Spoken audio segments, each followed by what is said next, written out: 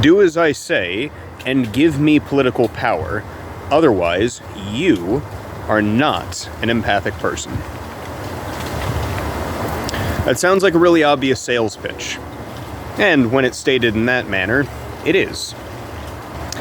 Unfortunately, that has become the cloaked ideological pitch for many political movements.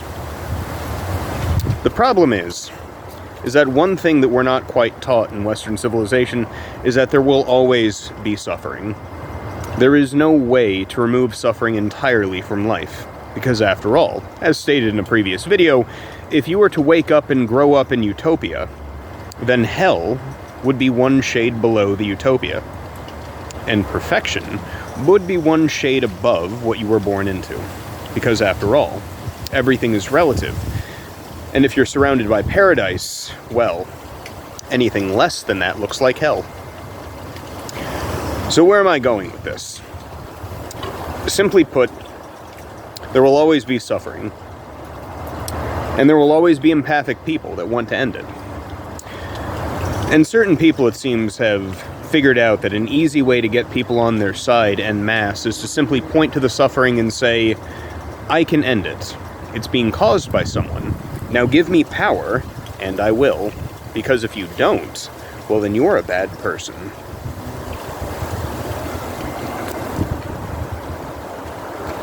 It has then become somewhat of an insult to throw around at your political enemies that the only reason that they don't vote for you, or the only reason they don't agree with you, or the reason they don't give you absolutely everything that you want right now, or the reason they might question any of your outlandish claims, is because you clearly just hate the people that are suffering, and you just want them to continue, for one reason or another.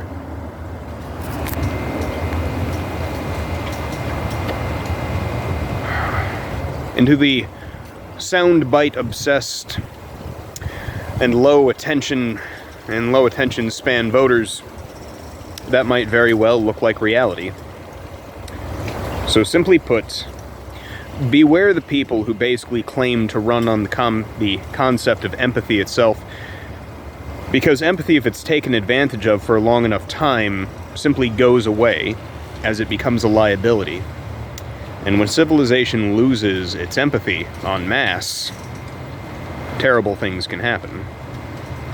That's the thought for today. I'm not too worried about this storm. They say it's a Category 1, but we just went through a Category 5. Have a good day, and remember, get outside every now and again. Enjoy the fresh air, and have a good day.